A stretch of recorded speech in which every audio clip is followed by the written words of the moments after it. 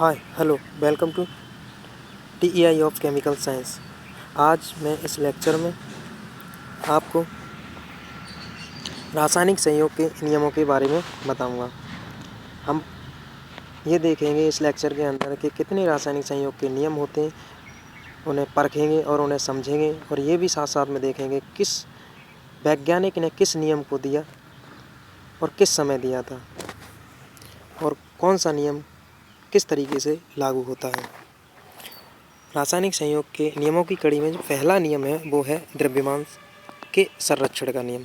द्रव्यमान के संरक्षण का जो नियम था वो सबसे पहले किसने दिया था? लोमोनोसॉफ ने दिया था। कितनी में? 1756 ईस्वी में। इस नियम की जो पुष्टि थी वो लोवोजियर और लैंडोल्ट नाम के जो वैज्ञानिक थे उन्होंने की थी।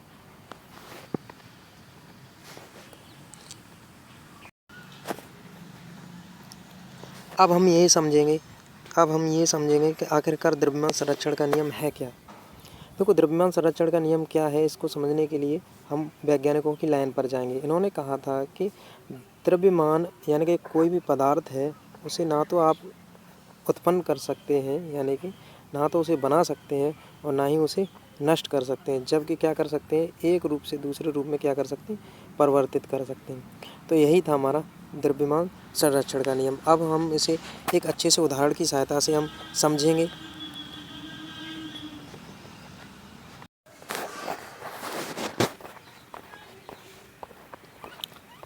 एक हमारा ये उदाहरण है, यानी क्वेश्चन है, बहुत अच्छा क्वेश्चन है, जिसके द्वारा हम द्रव्यमान के संरक्षण के नियम को समझेंगे। यानी कि अब यहाँ पर देखो, इस नियम के अनुसार जो अभिकारक का जो द्रव्यमान है वो उत्पाद के बराबर होना चाहिए, क्योंकि एक केमिकल रिएक्शंस के द्वारा हाइड्रोजन गैस क्लोरीन के साथ रिएक्शन करके HCl हाइड्रोक्लोरिक गैस को बना रही है, जिसमें 2 मोल्स ऑफ HCl बनते हैं।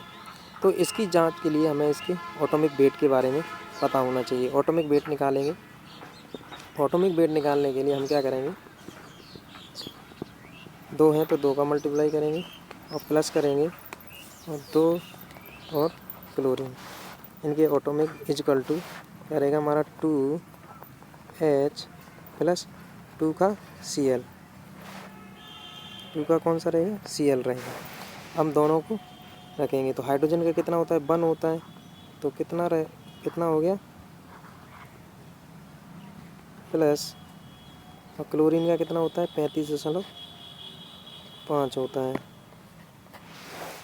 अगर मैं इधर देखूं तो टोटल का इधर का निकाल लो, इधर का अपने आप, इधर का जो टोटल आता है वो कितना आता है, 73 आता है, और दोनों को इधर भी ऐड करोगे तो इधर का भी कितना आता है, 73 आता है। इससे ये पता चलता है कि इधर का जो वेट है वो इधर के वेट के, यानी कि अभिकारक का जो वेट है वो उत्पाद के वेट के कैसा है, बराबर है। अतः इस एग्जाम्पल से यह सिद्ध होता है कि द्रव्यमान संरक्षण का नियम इस पर लागू हो रहा है, यानी कि किसी भी रिएक्शंस में द्रव्यमान ना तो उत्पन्न हो रहा है ना ही नष्ट हो रहा है।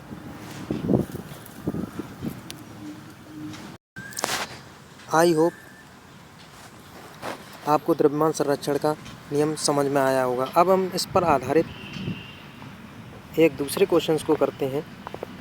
हमारा दूसरा क्वेश्चन है कि रासायनिक समीकरण को किस नियम के आधार पर संतुलित किया जाता है। तो जो कोई भी रासायनिक समीकरण हो उसे हम किस नियम पर के आधार पर संतुलित करते हैं। जैसे कि अभी मैंने एक एग्जाम्पल कराया था, उससे हम समझ सकते हैं कि कोई भी रासायनिक समीकरण है वो द्रव्यमान संरक्षण के नियम के आधार पर ही उसे संतुलित किया जाता है। हमारा जो तीसरा क्वेश्चन है द्रव्यमान संरक्षण पर, बहुत ही खूबसूरत क्वेश्चन है। वो कह रहा है कि द्रव्यमान संरक्षण के नियम का उत्तम उदाहरण है, यानी कि सबसे अच्छा उदाहरण कौन सा है द्रव्यमान संरक्षण के नियम का। तो यहाँ पर देखना होगा, सारे क्वेश्चंस को, ऑप्शन को देखने के बाद ये पता चलता है कि पहला ऑप्शन ज़्यादा बेटर है दूसरों की तुलना में। क्योंकि देखो, यहाँ पर जो सबसे अच्छी चीज़ यहाँ पर इसमें समझाई गई है वो क्या समझाया गया है, इसके अंदर हम देखते हैं कि द्रव्यमान यानी कि 12 ग्राम है कार्बन, वो क्या करता है, 32 ग्राम ऑक्सीजन से संयोग कर 44 ग्राम क्या बना रहा है, CO2 बना रहा है। यानी कि अब हम इसको ऐसे देख सकते हैं हम इसको इस तरीके से सॉल्व कर सकते हैं। देखिए कार्बन है, यानी कि कार्बन ने ऑक्सीजन के साथ रिएक्शन की और कार्बन डाइऑक्साइड का निर्माण किया। हम कार्बन का एटॉमिक वेट निकालते हैं तो कितना निकलता है, यानी कि सवाल के अंदर भी दे रखा है कि 12 ग्राम है और 32 ग्राम क्या है ऑक्सीजन ने रिएक्शन की है, तब 44 ग्राम बन रहा है। तो अगर हम टोटल को इसको ऐड करेंगे तो इधर भी हमारा कितना हो रहा है, 44 हो रहा है। तो ये क्या कर रहा है, सबसे अच्छा पुष्टि कर रहा है द्रव्यमान संरक्षण के नियम की। तो आई होप आप लोगों को ये क्वेश्चंस अच्छे से समझ में आया होगा कि हमने किस तरीके से समझा। तो इसी तरीके से आपको द्रव्यमान संरक्षण के नियम पर आधारित जितने भी क्वेश्चंस बनते हैं उन्हें आपको करना है और बिना घबराए। तो इसका जो ऑप्शन राइट ऑप्शन होगा वो कौन सा होगा, ए ऑप्शन जहाँ मच बेटर है सभी से, यानी कि ए ऑप्शन कैसा है हमारा, राइट है। अगर हम दूसरे ऑप्शन को भी देखें तो क्या कह रहे हैं दूसरा ऑप्शन कह रहा है कि जब 12 ग्राम कार्बन को निर्वात में गर्म किया जाता है तब भार में परिवर्तन नहीं होता, यानी कि दूसरा ऑप्शन कह रहा है कि स्थिर दाब पर वायु या अगर निर्वात ना रखा जाए तो दूसरा कोई रख दिया जाए तो परिवर्तन हो जाएगा, यानी कि पहले से ही, यानी कि ये कैसा है, रॉन्ग है, बी ऑप्शन है। दूसरे कह रहा है कि स्थिर दाब पर वायु के नमूने को गर्म करने पर उसके आयतन में वृद्धि होती है जबकि भार अपरिवर्तित रहता है। देखिए भाई, आयतन की बात उसे हम नेक्स्ट जो हमारा दूसरे साइंटिस्ट थे उन्होंने कही थी, ठीक है। यहाँ पर ये चीज़ इस बात को नहीं समझा रही है, द्रव्यमान संरक्षण के नियम को पूर्ण रूप से नहीं समझा रही है। दूसरी चीज़, अगर आयतन बढ़ेगा, दूसरी चीज़ यानी कि नेक्स्ट ऑप्शन है प्लेटिनम के टुकड़े को वायु की उपस्थिति में गर्म करने से पूर्व तथा पश्चात भार समान रहता है। तो ये इस बात को डिफाइन नहीं कर रहा है कि पूर्व और यानी कि प्लेटिनम का टुकड़ा है वो पहले और गर्म करने से पहले बराबर है या बाद में, यानी कि यहाँ पर वेट के अकॉर्डिंग अगर देखें तो पहला ऑप्शन है वो सही तरीके से, यानी कि थोड़ा थोड़ा मिल रहा है आंसर, लेकिन पूर्ण रूप से जो सेटिस्फाई कर रहा है इस क्वेश्चन को वो क्या हमारा ए ऑप्शन है। तो इस तरीके से जो हमारा राइट ऑप्शन होगा वो क्या होगा, हमारा ए ही होगा। कौन सा होगा, ए हमारा जो होगा वो राइट ऑप्शन होगा। आई होप आप लोगों को समझ में आया होगा। द्रव्यमान संरक्षण, मैंने आपको द्रव्यमान संरक्षण से रिलेटेड 3 क्वेश्चंस कराए थे। अगर इन क्वेश्चंस में कोई भी क्वेरी हो तो कमेंट बॉक्स में कमेंट करके ज़रूर बताएं।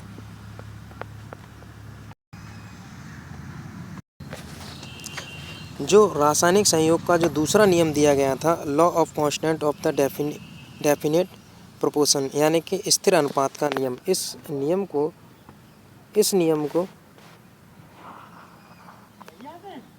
जोसेफ लुई प्राउस्ट ने दिया था। कितने में दिया था, 1799 ईस्वी में दिया था। तो ये नियम कहता क्या है कि किसी रासायनिक यौगिक में उसके अवयवी तत्वों का, यानी कि उसके अवयवी तत्वों पर, यानी कि का परस्पर भारात्मक अनुपात सदैव कैसा रहता है, यानी कि जो उसका जो रेशियो होता है, भारों का जो रेशियो होता है वो कैसा रहता है, स्थिर रहता है, चाहे वह किसी भी विधि से बनाया या प्राप्त किया जाए। यानी कि हम किसी भी पदार्थ को हम किसी भी केमिकल प्रोसेस के द्वारा या किसी भी प्रोसेस से अगर हम उसे बनाते या प्राप्त करते हैं तो वो क्या है, उसका जो अनुपात है, उनके भारों का जो अनुपात है वो कैसा रहता है, हमारा अपरिवर्तित रहता है, यानी कि वहाँ पर कोई भी चेंज नहीं आता है। वहाँ पर क्या नहीं आता है, कोई भी चेंज नहीं आता। इस तरीके से अब मैं इसको एक अच्छे से उदाहरण के द्वारा हम लोग इसको समझेंगे। जैसे कि मैं देखो ऐसे समझ लेते हैं, आपने कोई भी ऐसे समझ लीजिए, आपका यानी कि जल हम किसी भी तरीके से प्राप्त करें, या नाली का जल वाटर हो, या समुद्र का वाटर हो, या फिर कुएं से प्राप्त किया गया हो, या फिर आपका नदी से प्राप्त किया गया हो, या फिर आपका ज़मीन से निकाला गया हो, ठीक है। जल किसी भी तरीके से प्राप्त किया गया हो, लेकिन अगर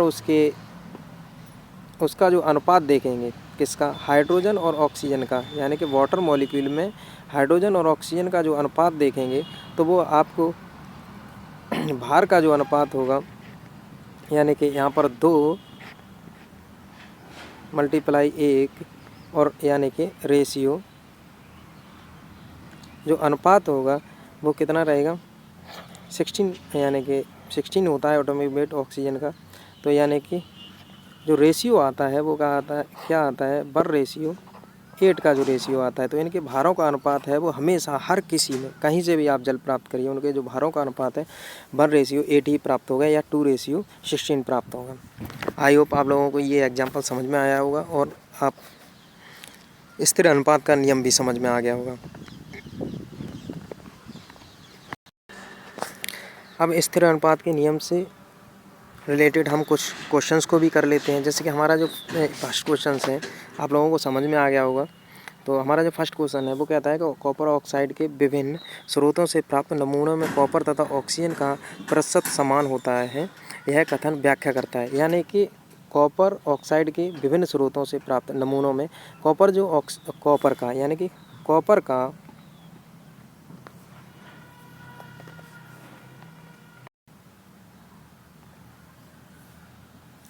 किसका यानी कि कॉपर का इन कॉपर भाई साहब का जो रेशियो है हर तरीके से किसी भी तरीके से हम प्राप्त करते हैं, और ऑक्सीजन का दोनों का रेशियो कैसा है हर सैंपल में कैसा रहता है, समान रहता है। तो ये बताता है आपका स्थिर अनुपात का नियम। तो ऑप्शन यहाँ पर राइट कौन सा हुआ, ए ऑप्शन राइट होगा, स्थिर अनुपात का नियम।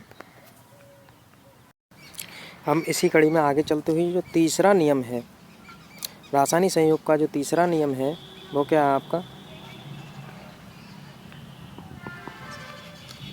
वो आपका है गुणित अनुपात का नियम। कौन सा नियम है, गुणित अनुपात का नियम। इस नियम को जॉन डाल्टन नाम के वैज्ञानिक थे, सभी लोग फेमस हैं, सभी लोग जानते हैं जॉन डाल्टन को। 1803 ईस्वी में इन्होंने दिया था। इस नियम के अनुसार जब दो तत्व परस्पर रासायनिक संयोग करके दो या दो से अधिक यौगिक बनाते हैं, यानी कि जब दो तत्व परस्पर संयोग कर रहे हैं, कोई भी रासायनिक संयोग कर रहे हैं और दो या दो से अधिक यौगिक बना रहे हैं, तो एक तत्व की निश्चित मात्रा के साथ संयोग करने वाली दूसरे तत्व की विभिन्न मात्राएं परस्पर एक सरल अनुपात में होती हैं। ये कहता है हमारा सरल गुणित अनुपात में। कैसे, सरल गुणित अनुपात में होती हैं। थोड़ी मिसप्रिंट है यहाँ पर, किस में होती हैं, सरल गुणित अनुपात में होती हैं। अब हम इसको एक अच्छे से एग्जाम्पल की सहायता से यानी कि एक क्वेश्चन की सहायता से अच्छे से समझेंगे।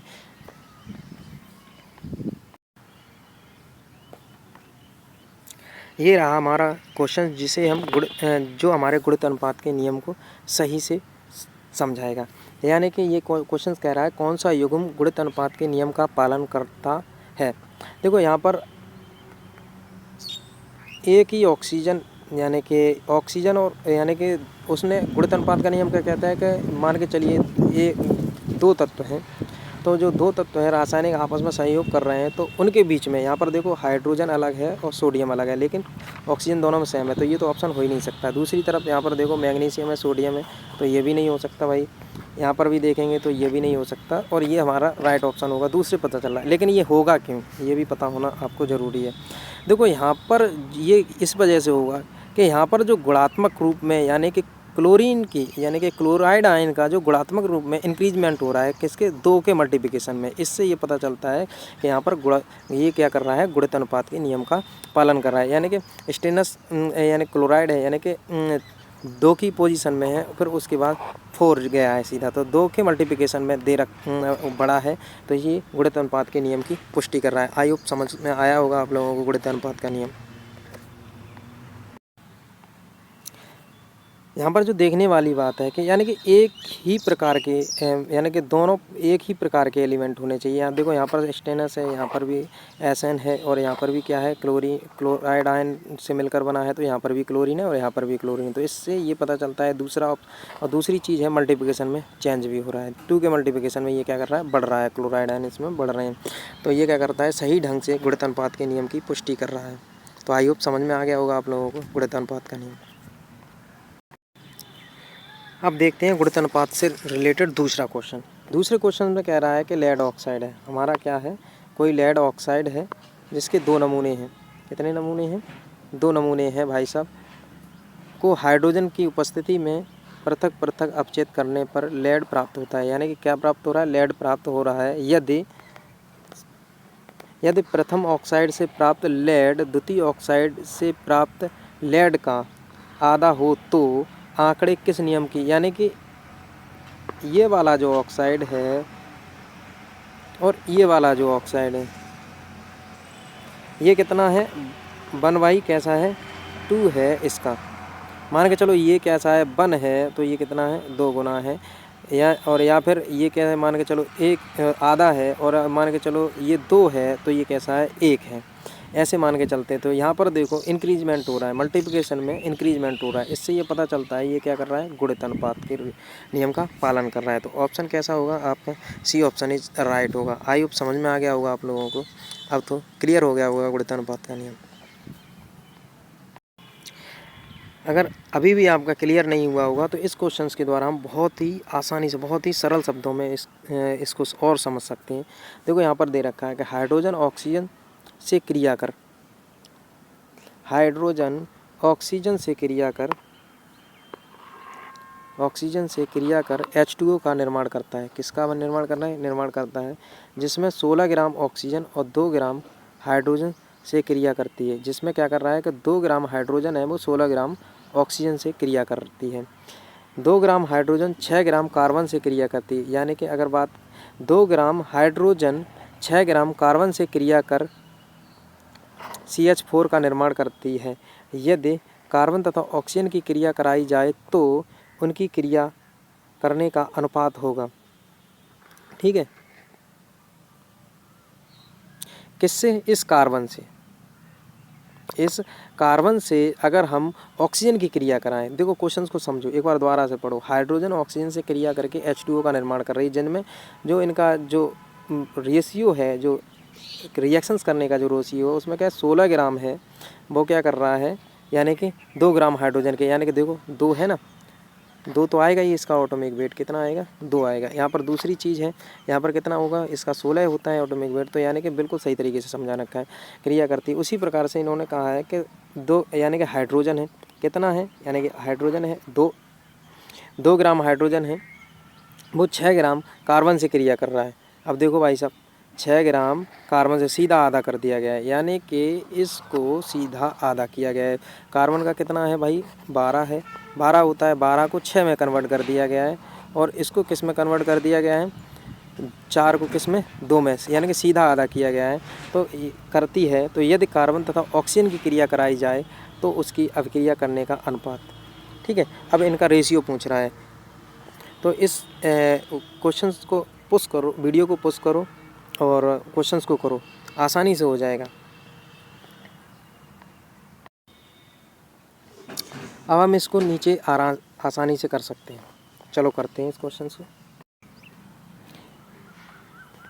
देखो इसमें किसका ऑटोमिक वेट कितना होता है, ठीक आधा किया गया है, 12 होता है, 12 का यानी कि यहाँ पर 6 दे रखा है क्वेश्चंस के अंदर, यहाँ पर इसका टोटल का 4 होगा, तो यहाँ पर 2 दे रखा है। तो इसी तरीके से अगर हम ऑक्सीजन में भी देखते हैं, चलो ऑक्सीजन की रिएक्शन करा के देखते हैं। तो जो ऑक्सीजन क्या बनेगा ऑक्सीजन की रिएक्शंस में, देखो भाई, अब ऑक्सीजन, कार्बन है वो ऑक्सीजन के साथ रिएक्शंस करेगा। ठीक है, कार्बन का कितना है भाई, 12 होता है, कितना होता है,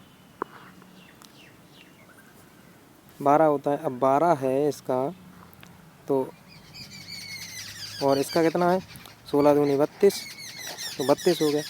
ठीक है, पहले तो ऑप्शन मिल ही रहा है यहाँ पर, अगर इस 32 दे रखा है, अगर ऐसा नहीं दे रखा होता तो हम क्या करते, 2 से क्या कर देते, डिवाइड कर देते, आराम से अपने यहाँ इनका जो रेशियो है, इनके बीच का जो रेशियो है वो मिल जाता।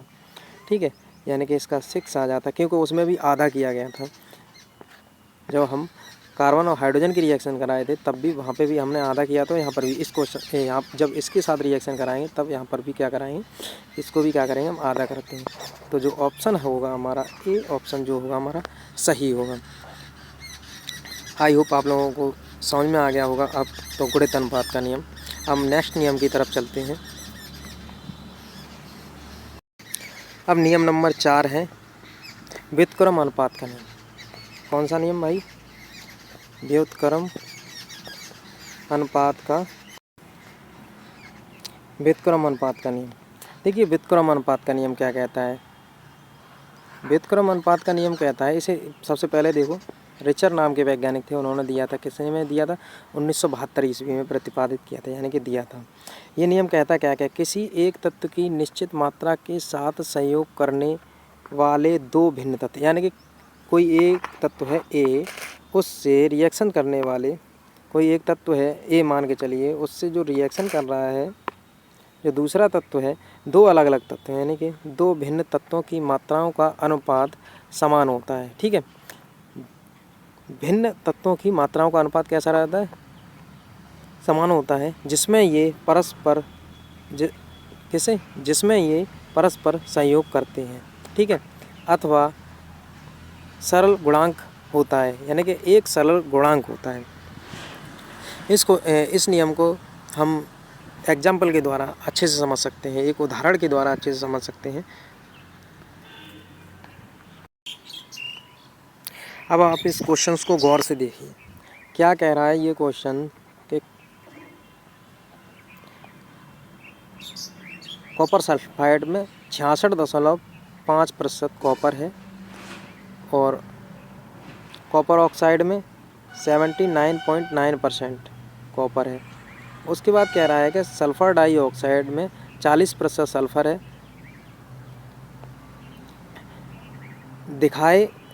दिखाइए यह आंकड़े व्युत्क्रम अनुपात के नियम को दर्शाते हैं। ठीक है, सबसे पहले हम रेशियो देख लेते हैं कि इन्होंने कहा है कि भाई कॉपर है, यानी कि कॉपर सल्फाइड में जो कॉपर है वो कितना है?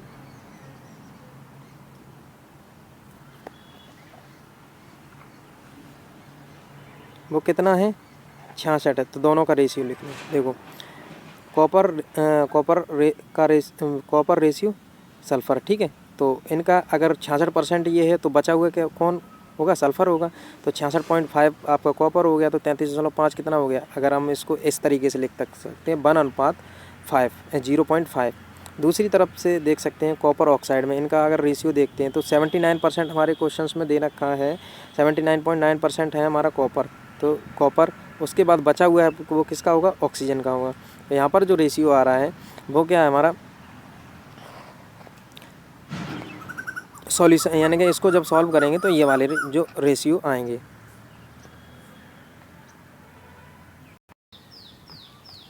मैंने एक ग्राफ भी बना रखा है कि देखो कॉपर है, कॉपर ऑक्साइड में कॉपर 79.9% है, मैंने ऊपर कॉपर को रखा है, नीचे तो ऑक्सीजन होगा भाई। क्या होगा? नीचे ऑक्सीजन होगा। कितना होगा ऑक्सीजन? 29.1%। उसके बाद क्या है इस वाले कॉपर सल्फाइड वाले में कॉपर कितना है आपका? 65.5% है। तो बचा हुआ क्या होगा आपका? सल्फर होगा। अब इनके बीच में जो रेशियो निकलेगा, यानी कि यहाँ पर जो रेशियो होगा वो बताएगा कि आपका गुणित अनुपात का नियम पालन कर रहा है, यानी कि SO3 बनेगा। SO3 बनेगा। अब SO3 में भी बोल रहा है कि भाई साहब 40% हम हैं, सल्फ़र बोल रहा है कि 40% हम हैं, तो बचा हुआ 60% क्या होगा आपका? क्या होगा? जो होगा सल्फ़र होगा। यहाँ से जो डेफिनेट रेशियो निकल के आता है, यानी कि जो आपका व्युत्क्रम अनुपात का नियम निकल के आता है वो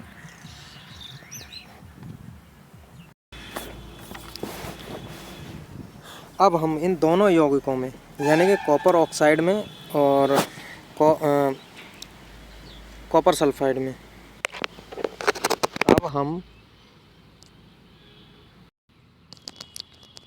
अब हम दोनों ऑक्साइड में, यानी कि कॉपर सल्फाइड में और कॉपर ऑक्साइड में रेशियो देखेंगे कॉपर और ऑक्सीजन के बीच में। कॉपर पिकअप करो यहाँ से, कॉपर ऑक्साइड वाले रेशियो को, ये रहा हमारा। और दूसरी तरफ हमारा क्या है? ये रहा हमारा सल्फ़र का रेशियो इनमें, कॉपर वाले कंपाउंड में। तो जो इनके बीच का जो रेशियो है, यानी कि सल्फ़र और ऑक्सीजन के जो बीच का रेशियो है, कॉपर ऑक्साइड और कॉपर सल्फाइड के बीच में जो रेशियो है वो क्या है भाई साहब? जो रेशियो है वो आपका निकालोगे जब इसे फाइंड आउट करोगे, ये रहा आपका, ये रहा आपका सल्फ़र और ये रहा आपका ऑक्सीजन। इनके बीच में जो रेशियो निकालोगे तो कितना निकल के आएगा? दोनों को सॉल्व कर लो भाई, चलो करो सॉल्व।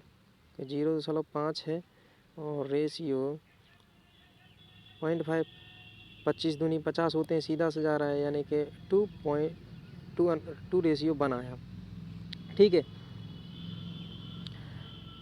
अब हम इसी तरीके से अब हम सल्फ़र डाइऑक्साइड में निकालेंगे। तो सल्फ़र डाइऑक्साइड में कितना आ रहा है? जो सल्फ़र डाइऑक्साइड में जो रेशियो आएगा, यानी कि सल्फ़र का कितना है, तो जो इनके बीच में आप जब इसका रेशियो निकालोगे तो कितना रेशियो निकल के आएगा, सॉरी सल्फर ट्राईऑक्साइड SO3 होगा यहाँ पर, ठीक है। तो 2 आपका 3 आएगा, कितना आएगा 2:3 आएगा। एक बार फाइंड आउट करके देख लेना, क्या करोगे आप लोग 40, ठीक है, और बचा हुआ कितना था 60 था ऑक्सीजन का, दोनों का रेशियो निकालोगे अपने आप पता चल जाएगा कैसे आया 2:3, ठीक है। आई होप समझ में आ गया होगा आप लोगों को व्युत्क्रम अनुपात का नियम। अब हमारा रासायनिक संयोग का लास्ट और नेक्स्ट नियम है नियम नंबर 5, गैल-शॉक का नियम। एक वैज्ञानिक हुए थे गैल-शॉक, जिन्होंने, जो फ्रांस के रहने वाले थे, उन्होंने इस नियम को दिया था, उन्हीं के नाम से इसको प्रतिपादित भी किया गया था, ठीक है।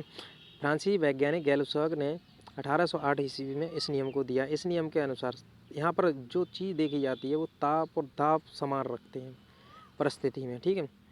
जब 2 या 2 से अधिक गैसें क्रिया करती हैं तो संयोग करने वाली गैसों के आयतनों में एक सरल अनुपात होता है, यानी कि जो रिएक्शंस कर रही हैं जो गैसें हैं उनके आयतनों में जो अनुपात होगा वो कैसा होगा, सरल होगा, एक सरल अनुपात होगा। उसके बाद और इन क्रियाओं में यदि उत्पाद भी गैस हो तो बनने वाले उत्पाद का आयतन भी क्रियाकारी गैसों के साथ एक सरल अनुपात में होता है। गैल-शॉक का नियम प्रयोग परीक्षणों पर आधारित था, ठीक है, प्रयोग इन्होंने किए थे उस पर आधारित था। इन्होंने ये कहा था कि अगर कोई भी 2 गैसें हैं वो आपस में रिएक्शन कर रही हैं तो उनके जो रिएक्शन करने वाली गैसें हैं, जो अभिकारक गैसें हैं, उनके जो आयतन है, उनका जो अनुपात होगा, उनके बीच में जो अनुपात होगा वो एक सरल अनुपात होगा। और अगर रिएक्शन के बाद जो अगर यदि कोई गैस बनती है तो अभिकारक, यानी कि जो 2 गैसें हैं जिनसे वो तीसरी गैस बनी है उन के बीच में, यानी कि अभिकारक और उत्पाद के बीच के आयतनों में, उन गैसों के आयतन में क्या होता है, एक सरल अनुपात होता है। अब मैं आपको इस एक उदाहरण की सहायता से, क्वेश्चन की सहायता से आसानी से समझा पाऊँगा इसको, और अपने लोग अभी समझेंगे इसको एक अच्छे से उदाहरण के द्वारा। हम इस उदाहरण की सहायता से आसानी से समझ सकते हैं गैल-शॉक के नियम को। इस उदाहरण में दे रखा है कि एक अनुपात, कितना, एक अनुपात है आपका हाइड्रोजन और एक आयतन है आपका हाइड्रोजन और एक आयतन आपका क्लोरीन, जो क्या करता है, एक आयतन क्लोरीन से क्रिया करके 2 आयतन क्या बनाता है, HCl बना रहा है, यानी कि HCl गैस बना रहा है, यानी कि H2 रिएक्शन करेगा Cl2 के साथ और वो क्या बना रहा है, 2HCl बनाता है, ठीक है। तो यहाँ पर जो रेशियो है इनके बीच में, यानी कि ये कितना है, 1 है और ये कितना है, 1 है, 1 लीटर, ठीक है, 1 लीटर मान ले रहा हूँ।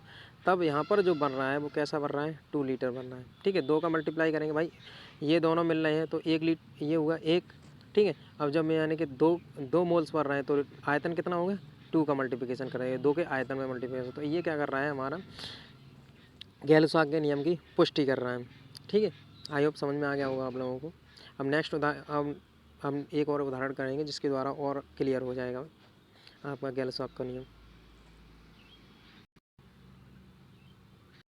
दूसरा देखो, दूसरा उदाहरण हमारा ये कहता है कि एक आयतन नाइट्रोजन, कितना भाई नाइट्रोजन है, एक आयतन जो है हमारा नाइट्रोजन है,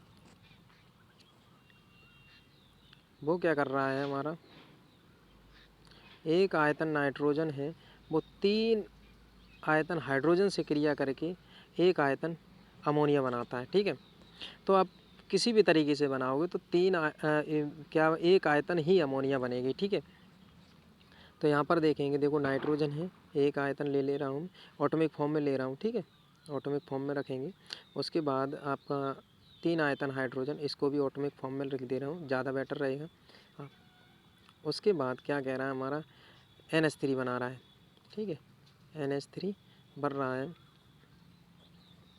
तो ये रहा हमारा, एक है, सिंगल है तो सिंगल है भाई, और ये रहा हमारा 3 है, ये कितना है, 3 लीटर, 1 लीटर, टोटल बनना चाहिए कितना, 4 लीटर, लेकिन क्या कर रहा है, ये कितना बन रहा है, 1 लीटर बन रहा है। ठीक है, ध्यान रखना। तो ये इस तरीके से ये पुष्टि होती है कि कोई भी गैस है,